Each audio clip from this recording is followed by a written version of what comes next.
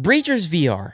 How do you get good at the game? So the first tip I'm going to give you is play around with a lot of the weapons, okay? A lot of the weapons are so much fun to just mess around with. Try to understand the intricacies of them, the stats, the numbers. Kiss my ass! How they shoot, the recoil. Learn the weapons. And it doesn't matter if you're just going with the Vezin. And a lot of people are going to say, oh, just use the Vezin 24/7. You'll be fine. No. Wrong. Don't do that whatsoever. And the reason why is because the Vezin, I believe, even though it's really good stats wise, you will not always get it 24/7 unless you're dominating the game, which hopefully you will after the end of this video. The reason why I say this is because the game has a currency system where if you lose a round, you won't get as much money in comparison to those who are winning. Weapons cost money, and if you don't win matches, you won't get said money to get said weapons. And that's not a good thing for anyone on any team. But that also is a good thing for you to learn how to use different kinds of weapons that might be beneficial during a save round or like a light buy round. Imagine Breachers VR is kind of similar to, obviously, Siege, but a little bit more on the Valorant side as well, because Siege doesn't have a currency system, but Valorant does. So think of more of it like a hybrid of the two, right? Not only that, but each weapon does have their own unique kind of skills. For example, the Knut or the I'm about to nut, because this fucking weapon is incredible close quarters.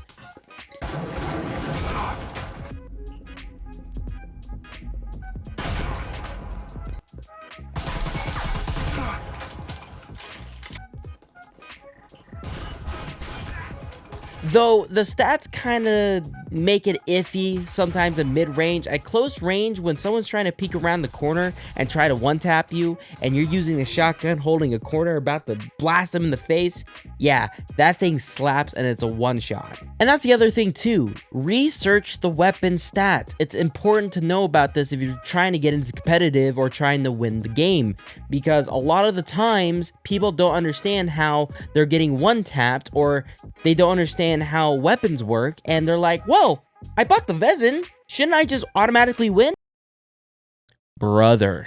Now, to make this fun and exciting and also a little bit of like a learning curve, I suggest getting a dice. And you may ask, why a dice? Well, let me tell you, the dice is actually going to be very beneficial to you because, one, I have made a PDF sheet that showcases what you're gonna roll and what weapons you will get. And by the way, I've tried to make a challenge out of this. I don't know if I'm gonna really make a video out of it. Let me know in the comments down below if you want me to. But the PDF essentially has a spreadsheet of all the weapons in the game, and they are not only randomized because you're rolling a dice, but you're also rolling the attachments, you're rolling the gadgets, and trying to make sure that you can even use the weapons even without an attachment or with multiple attachments. It's as simple as that. And this is going to be my second tip here.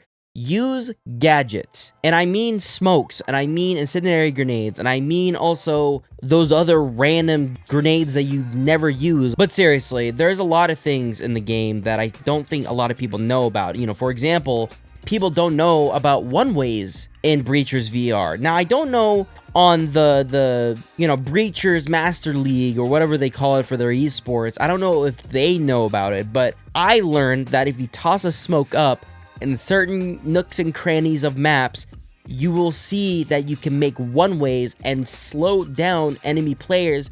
And I think what's super cool is if you do a smoke like this, you say, let's just put it up top here, and then we pull back. And now, if you really wanted to, you could try to see through here and see their feet, or you can do some like other angles too. Like maybe if you wanted a smoke angle like right here, let's say you can just put it right here instead, and it'll cover, well, I guess it's not the best, but you know what I mean. Like you can put it up top, you can put it in a different angle. So another thing you could do is you can put a proc sensor right here, and they wouldn't even notice it if they're coming to walk through here, right? Because they're like walking, trying to check angles, and then woo, woo, woo, woo, woo, look at that. Can I put it like I could put it right here. Look at that. If they wanted to try to do like a deep angle, they wouldn't be able to so easily. And there's also another thing where you can put a trip mine down. And I've done this before. You can put a trip mine right, not even right there, but right here. And then when they try to break it down, you can toss the smoke up, put it in that little cubby. Pop, please. And they wouldn't see the trip mine because you see how the smoke works? Like the smoke or the line, the laser sight, if you could barely see, stops at the smoke. You can't even see it. Well, I guess you can, just barely though. But if they try to drop down through the smoke, not only would they get screwed over because their feet would be, you know, open and you can see where they're gonna move, but also the tripwire will be there to stop them from dropping down. Now, if the smoke runs out, then yeah, you're kind of screwed.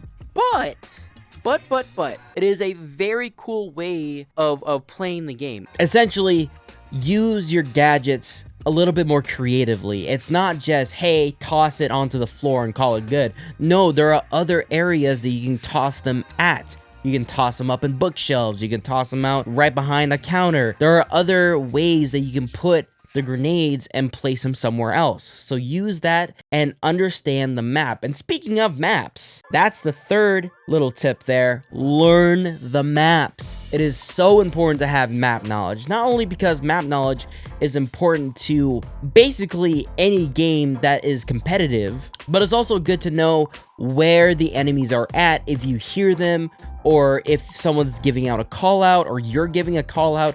It's good to have that information at hand. Map knowledge is so important. I suggest going into the training mode and actually go through each map, understand the windows, the doors that can be, or not the doors, the walls that can be, you know, broken into, or even like that little weird flooring where you can spray down the goo and then detonate. I don't know what you call it. I guess you could break or breach the floor. You get the gist though, okay? And the other thing too is when you do this, and this is the fourth tip here, you are working as a team and you need to let your teammates know where the enemies are at. So communication and letting people know, hey, the enemy is in this corner, the enemy is in that area, or whatever else. Communication is key, and working with your team is really important. Now, sure, a lot of people may think, oh, it's like Call of Duty. I can just run around and shoot people 24/7 and it should be good, right?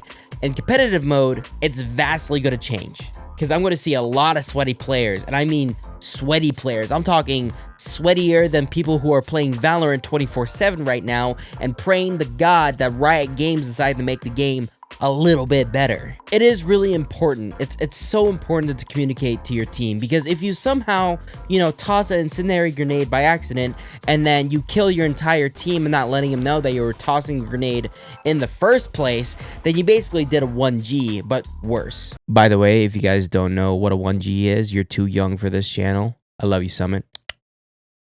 Oh, yeah. Oh, that's like good shit. Water. Drink it. It's important. But those are the basics. You know, that's the basics of like any game that you played. You can transfer that anywhere you want to, by the way. Number 5, right, is aim your gun at head height. And I think a lot of people may not realize this. And if those who are new to the game, you should learn about this a lot for a lot of other games as well. Headshots do more damage because guess what? Bullet and brain go and it kills the enemy team faster than if you were to shoot him in the body.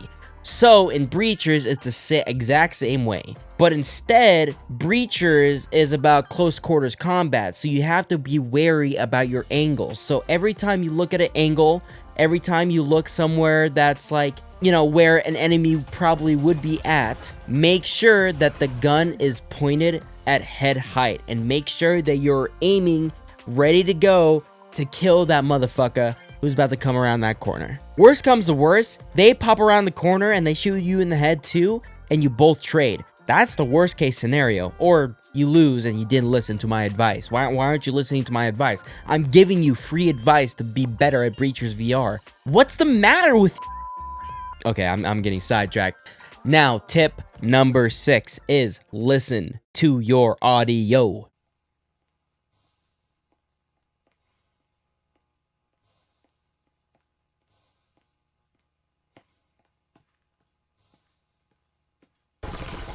the same way with Breachers, the same way with Siege, the same way with Valorant. Listen to the audio. If you hear footsteps and you know your team is dead or not around you, it's an enemy. And it's important that you listen to it because games like these are made to be competitive, and it's important to listen where those footsteps are coming from, right? So let's say for example, you're in this room, right? And I'm sitting, let's say my hands, right? This is you, this is me. If I'm running around like this on the same floor and you're listening to me, you know exactly where I am. But if I'm up here, right? I'm up here, I'm running around like right here, you need to listen carefully and make sure that you know that they're upstairs or downstairs. I think there's some audio cues that showcase that. I can't really recall, but it's important to know it anyways because audio is very important. And a lot of people run around and their footsteps are loud. They're wearing boots. They're wearing the damn Kirkland signatures. Okay, they're running around like damn crazy, and you are probably going to be doing the exact same sometimes. Now, one thing I'm going to add on to this tip here is if you want to be sneaky, if you want to lurk around and try to get a flank kill, slow your roll, right? Slow walk or crouch, because whenever you do that, your footsteps are quieter, if not silent, while you're doing that.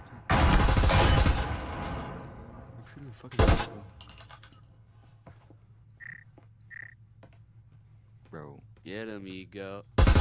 But don't pee too slow, because sometimes when you're aiming your gun, the gun has length, right?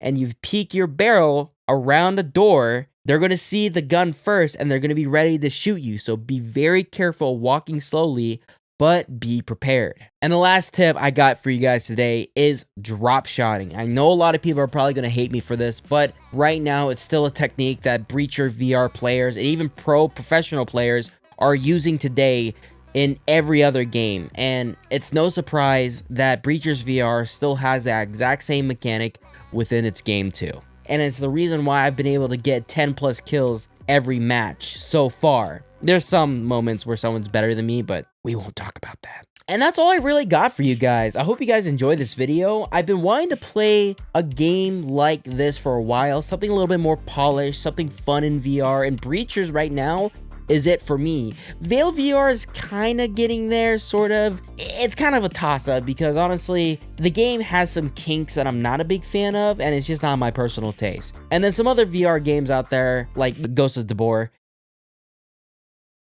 I don't even need to explain that one because fucking game. But that's it. I hope you guys enjoyed the video. If you guys did, press the like button. Also subscribe to the channel, and also press that notification button if you guys really enjoy the videos and you want to see more. And also share with your friends. I'd much appreciate it because it helps me not only as a content creator, but also helps people just see the video and see their opinions on it. It's always fun to see that. It's always fun to discuss. Anyways, that's it. Deuces. Take care, everyone.